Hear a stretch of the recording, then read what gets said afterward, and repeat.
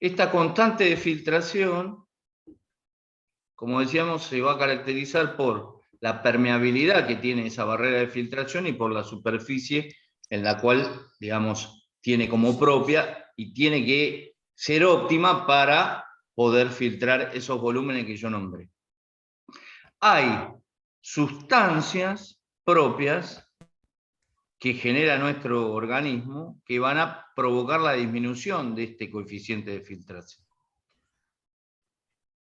Las más conocidas que suenan acá, la angiotensina 2, la van a ver cuando lean el final, digamos, del sistema renina-angiotensina, la hormona antidiurética, el factor activador de plaquetas.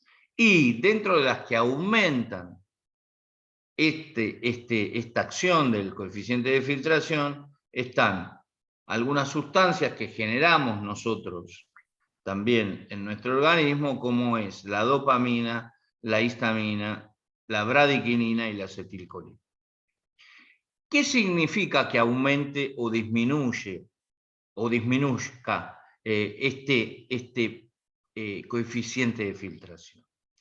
Significa que hay un aumento o disminución del volumen del plasma filtrado. Esto, digamos, ¿cuándo disminuye? Bueno, cuando usted tiene un proceso, digamos, que altera la composición de su plasma.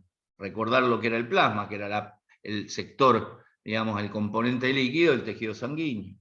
Ante un evento de pérdida de sangre, ¿sí? Se van a poner en mecanismos, se van a poner en acción mecanismos sanguíneos, y en este caso renales, la activación del sistema renina-angiotensina-aldosterona para volver a la presión normal, porque ante la pérdida de un volumen sanguíneo usted va a entrar en hipotensión arterial, y por el otro lado va a disminuir la capacidad que tenga usted de filtrar lo que tiene que filtrar.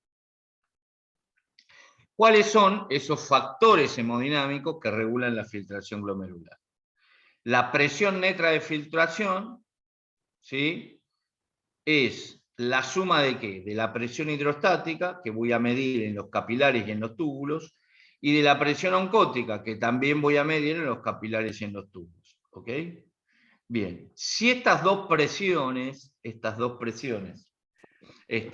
ordenadas, claramente usted va a mantener el volumen de filtración glomerular. ¿Sí? Claramente usted va a mantener los volúmenes de filtración glomerular.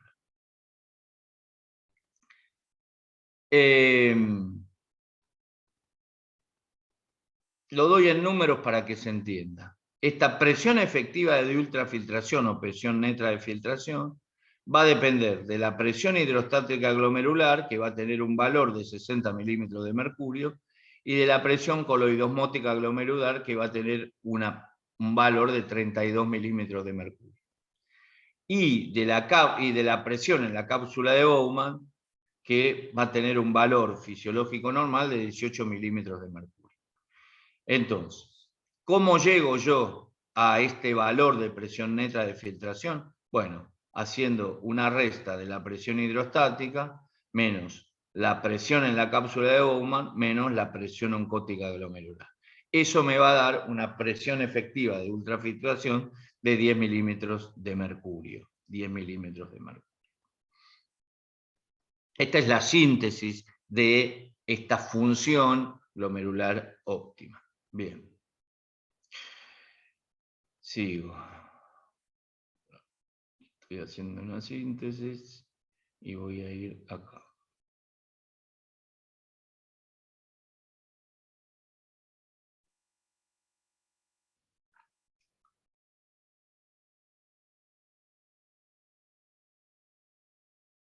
Ahí estoy.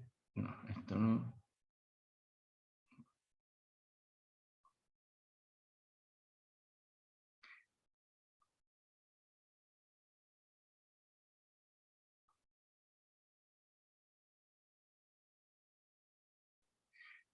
¿Cómo regulo la filtración glomerular? ¿Cómo regulo la filtración glomerular? Hay un mecanismo de autorregulación y hay una regulación que denomino sistémica. La regulación o autorregulación va a estar dada básicamente por los efectos que se den en este escenario de las nefronas. Hay dos mecanismos, uno de retroalimentación túbulo-glomerular y el otro que denomino miogénico. Y la regulación sistémica va a estar dada por el sistema neuroendocrino. El miogénico, ¿sí?, es aquel que va a regular la contracción del músculo liso a nivel de los vasos de la vasculatura preglomerular renal en respuesta a los cambios de la presión de perfusión renal. Es decir, de qué manera está llegando esa sangre constantemente. Esto, digamos, se engancha con la clase de cardio, ¿sí? Usted sabe que va a tener, a medida que avance en el desarrollo del sistema circulatorio, disminución del diámetro de los vasos y aumento de ¿qué? Aumento de la resistencia. ¿De la resistencia acá? ¿A qué? Al paso de ese flujo. ¿Y ese flujo qué es? Es la sangre. A eso se denomina resistencia periférica. Digo, esto lo tiene que tener en claro, ¿por qué? Porque en condiciones normales, esta condición, entre comillas, de mecanismo miogénico, usted no tiene problema. Ahora, ante un evento de hipotensión arterial o ante un evento de hipertensión arterial, usted va a alterar esta autorregulación.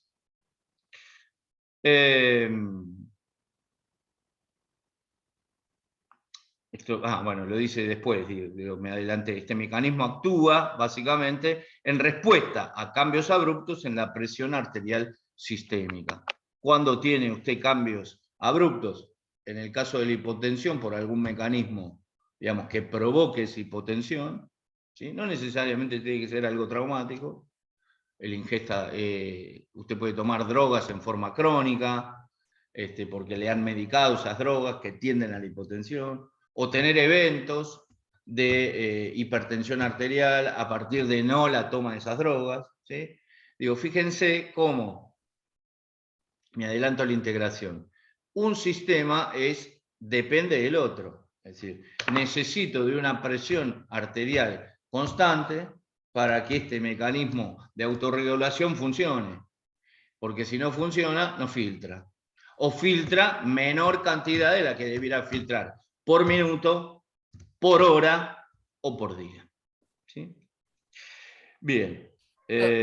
Por eso la intervención de los diuréticos también con el tema de la presión arterial. ¿Cómo? Por eso la intervención con diuréticos en el tema de la presión arterial. Sí, ese es un mecanismo. Esa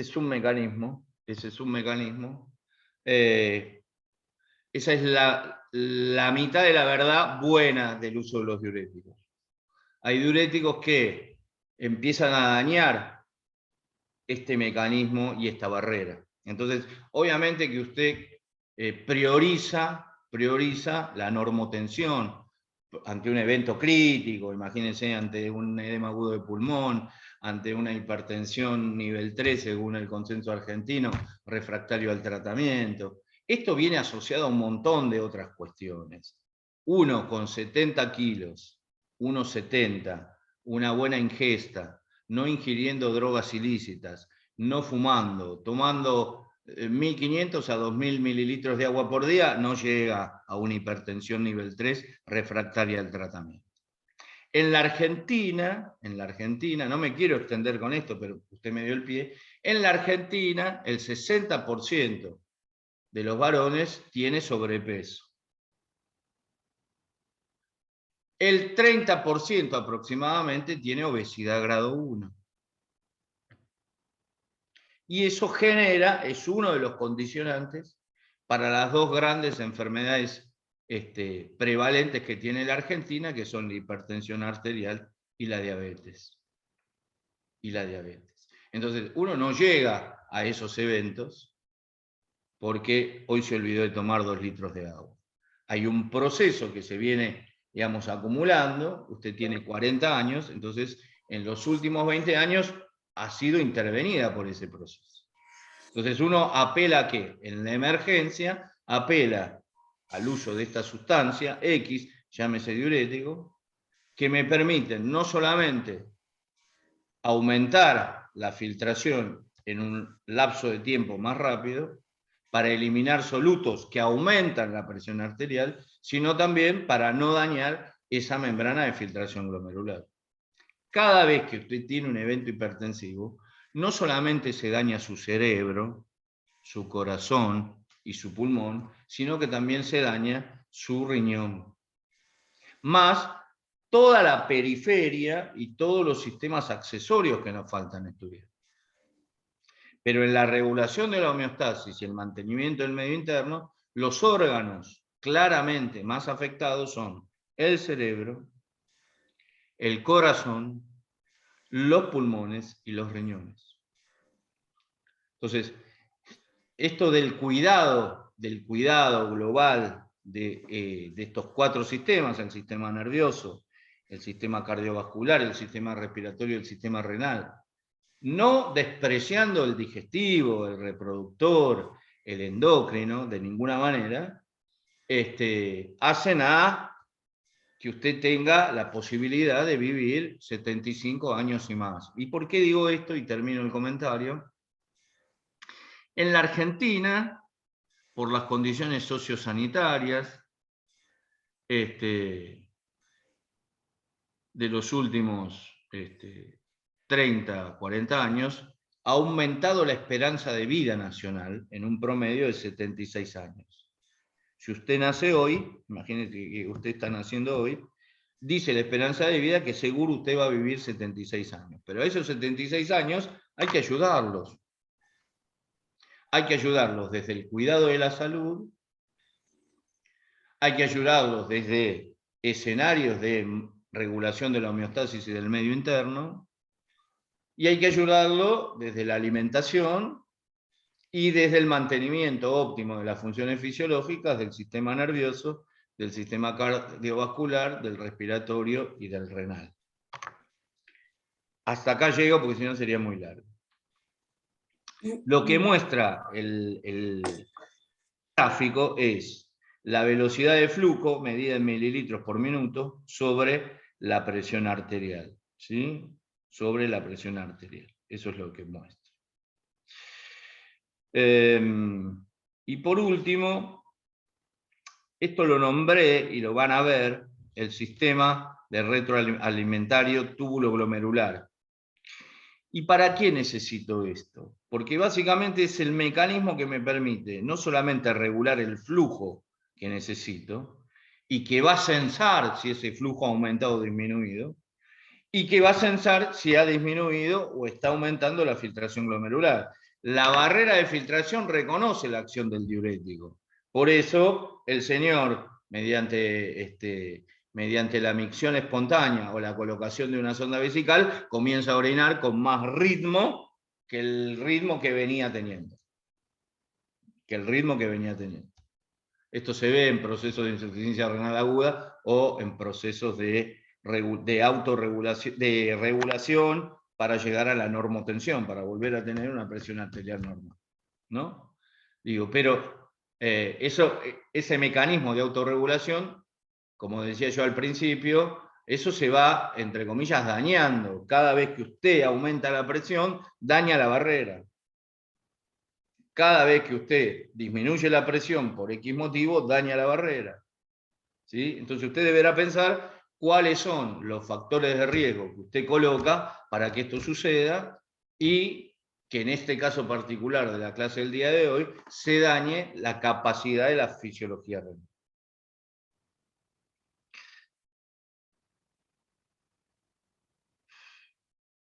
¿Cómo es la regulación neuroendocrina o extrínseca? ¿Sí?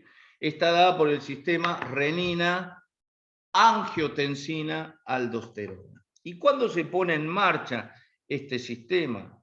Cuando básicamente la presión arterial sistémica cae por debajo de los 80 milímetros de mercurio. Usted ingresa en un cuadro de hipotensión arterial por algún motivo, ¿sí? Por la ingesta de una sustancia, por deshidratación, por un evento hemorrágico. Imagínense que usted tiene un evento hemorrágico X, pierde un volumen sanguíneo determinado, más allá de que se ha activado el mecanismo de la hemostasia, y estoy seguro que usted ya ha coagulado, se pone en marcha este mecanismo de renina, angiotensina, aldosterona, cuya función principal es volver a la normalidad, la presión arterial sistémica. ¿Para qué? Para que usted siga filtrando. ¿Está claro? Nuestro organismo tiene mecanismos extrínsecos, a pesar de generarlos el propio organismo, por fuera del organismo principal del día de la fecha, que son los riñones, que le dicen, que actúan y que son sensores de esta actividad y de esta actividad. Este mecanismo, dice, sirve para proteger al individuo de hipotensiones que comprometen su vida y contribuye aproximadamente el 20% de la compensación autorregulatoria. Los sistemas de control humorales y nerviosos no contribuyen no solamente a esta cuestión, constituyen mecanismos extrínsecos que controlan la circulación renal y la reabsorción de agua y las sales. Todo esto es en procesos fisiológicos normales. Cuando esto se altera y aparece el evento crónico, aparece la enfermedad aguda que después se cronifica, usted necesita de escenarios de intervención medicamentosa o de escenarios de intervención mecánica. Y entonces usted comienza el camino de la diálisis. ¿Sí? ¿Qué es la diálisis? Es que usted vaya 3 veces por semana a un centro especializado y que una maquinaria, hay muy buenas todas ellas, hay 2 empresas de producción nacional de esa maquinaria, cumplan la función que sus riñones no están cumpliendo. Porque usted es una persona que cursa una enfermedad renal crónica. Una enfermedad renal crónica. Profe. Bien. Sí. Hoy en día... Bueno, hasta acá está bien, digamos. ¿Puedo? Sí. A ver.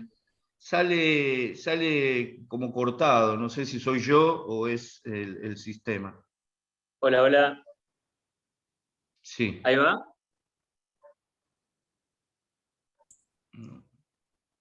¿No se escucha? Sí, sí. Profe, ¿escucha usted? No, a mí me sale cortado, pero bueno, que haga la pregunta, cualquier cosa, a ver.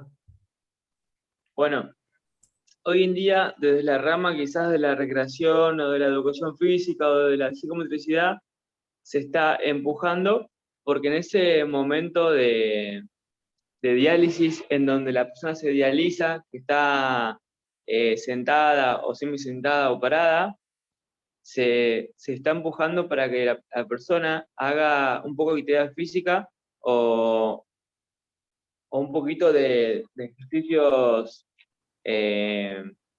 semiaeróbicos, porque se entiende que esa situación es muy estresante. Y como que se está fundamentando salir un poco de ese tabú de que hay que estar quieto, quieto, quieto. Entonces le pregunto, ¿eso es verdad o es mentira que la persona se puede mover en ese cuadro? Cuando uno ingresa a la sala de diálisis, sabe que las próximas 3-4 horas va a permanecer en posición semisentada. Hay unos sillones especiales para mejorar entre comillas, este escenario de sedestación durante 3 o 4 horas.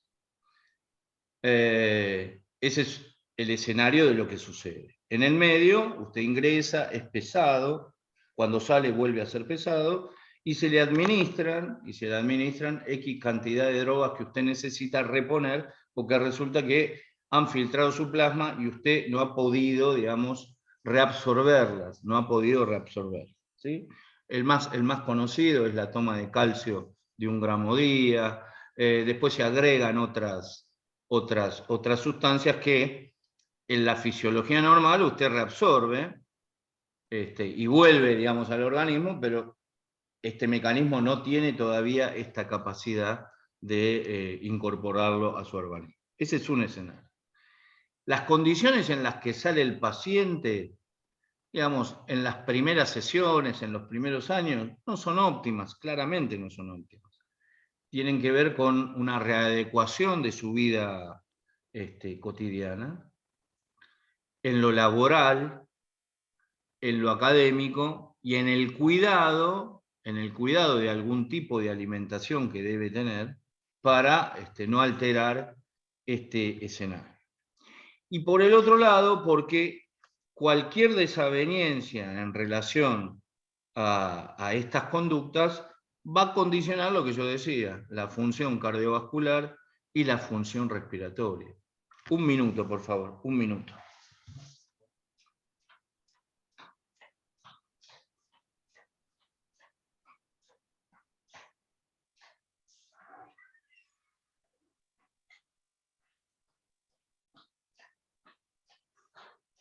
Entonces digo, ese es el escenario.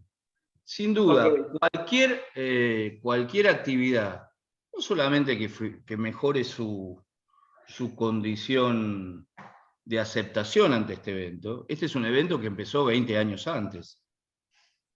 No fue de un día para el otro que usted decide la hemodiálisis de un paciente. Y seguramente está condicionado por otro tipo de enfermedades concomitantes, lo que denominamos comorbilidades, que han llevado a este evento. ¿Sí? Claro. Entonces digo, en ese sentido, cualquier situación que mejore la capacidad física, que no condicione en demasía el gasto cardíaco, la capacidad respiratoria, digo, bienvenido sea. Pero son pacientes que en un buen cuidado, entre comillas, de estas acciones, tienen cuotas de labilidad. Y esa labilidad pasa básicamente por la fisiología cardiovascular y la fisiología renal. Y la fisiología respiratoria. La fisiología renal no funciona. Digo, la fisiología respiratoria. Y también, digamos, va a depender de, ya le digo, de la ingesta de líquidos que tenga, que la tiene disminuida, del tipo de alimentos que tenga, y como cualquier organismo, de las infecciones a las cuales se ve afectado. Profe, entonces, sí, ¿usted ve viable que en ese momento en el cual la persona se dializa, usted cree que en ese momento la persona no lo veo viable en ese momento, lo veo posterior. Digamos, la persona que se dializa, usted debiera asistir a algún centro de diálisis y ver, digamos, cómo es la situación aparte de cualquier invasión fisiológica global de ese paciente y cuáles son las condiciones físicas que tiene. Una cosa es el primer año de diálisis, otra cosa es el año 15 de diálisis. Si sobrevive, porque vuelvo a lo mismo, de la regulación de la homeostasis y del mantenimiento del medio interno hay un aparato que no funciona. Y depende que los martes, jueves y sábados, o lunes, miércoles o viernes, se lo conecte a usted a ese aparato, se lo filtre durante 4 horas y no tenga ninguna alteración de, entre comillas, su organismo, porque suceden alteraciones, ¿está claro? Digamos, el resfrío de ese señor en un evento, digamos, de enfermedad renal crónica, termina seguramente en una internación por una enfermedad respiratoria aguda.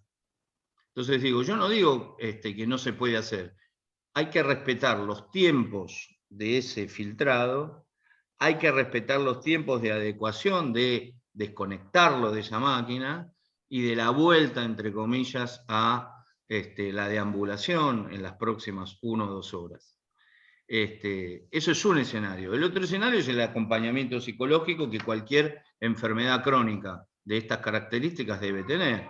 El señor que fumó durante 40 años y necesita andar con el tubo de oxígeno para vivir. Eso necesita una apoyatura psicológica. Desde ya, el señor que necesita la rehabilitación cardiovascular, no solamente hacer gimnasia, sino que alguien le diga, mirá, no subas de peso, no le pongas al asado el del domingo sal, no tomes alcohol porque interpela tu hipertensión arterial. Hay diferentes escenarios de acompañamiento en paralelo cuando se instala una enfermedad crónica. al paciente que vive con diabetes. El paciente que vive con diabetes tiene claro lo que tiene que comer o no. Y sin embargo, transgrede esas normas, genera procesos de transgresión alimentaria que después dice va a compensar con ayunos prolongados. O sea, los dos mecanismos van a interpelar otra vez su diabetes. Así que en esto uno tiene que ser cuidadoso porque digo, la habilidad que tienen estos pacientes, es alta. Y el riesgo que tienen estos pacientes es alto. Entonces, digo, uno tiene que tener en claro las condiciones y cómo llegó ese paciente a la diálisis. ¿Cómo llegó ese paciente? ¿Por qué llegó a la diálisis? ¿Qué fue lo que sucedió en ese organismo? Y a partir de eso poder pensar algún escenario de intervención de, entre comillas, mejora de el ejercicio o mejora del ánimo. Bueno, hasta acá llegamos. Voy a dejar de compartir. Dígame si hay alguna pregunta, si no... la clase que viene, ya es integración, del 9 del 5. ¿No? Sí. Sí, acá tengo el cronograma. Sí, profe, bueno. Integración.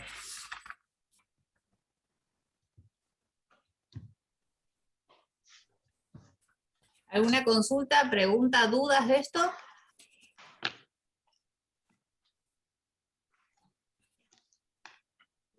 Bueno, si llega a surgir alguna duda o consulta. Claro, lo vemos en la clase de integración o que se la manden a usted y vamos preparando. La idea es que hay que integrar circulatorio, sangre y urinario, ¿no? Teóricamente homeostasis, célula, medio interno. Entonces vamos a tratar de preparar Estuvimos viendo algo el tema de la presión arterial. Exactamente, la regulación de la presión arterial, ¿sí? Los últimos videos, ¿no, profe? Los últimos de todos. No entendí, perdón. Los últimos videos, ¿no? Los que están ahí abajo.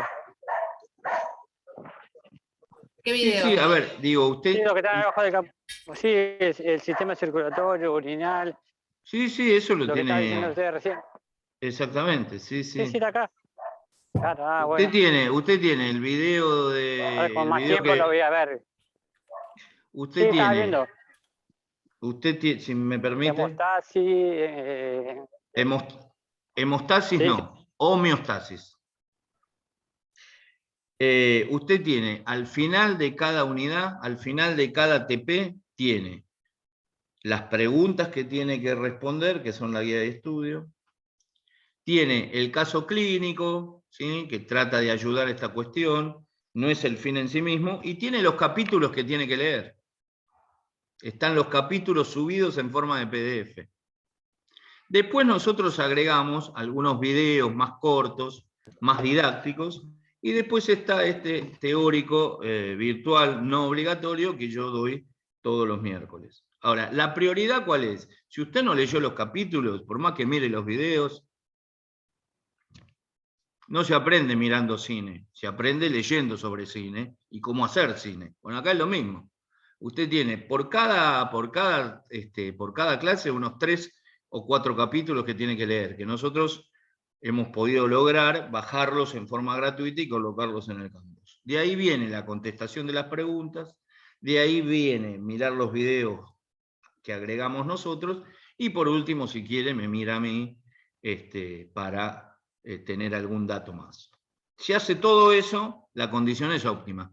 Si no hace todo eso, básicamente la lectura va a tener alguna dificultad en contestar las preguntas del parcial. Bueno, terminamos, nos vemos la semana que viene entonces. Dudas Evelyn, y preguntas y consultas. Un gusto, Evelyn. Buenas noches a todos. Gracias. Bueno, igual cualquier cosa lo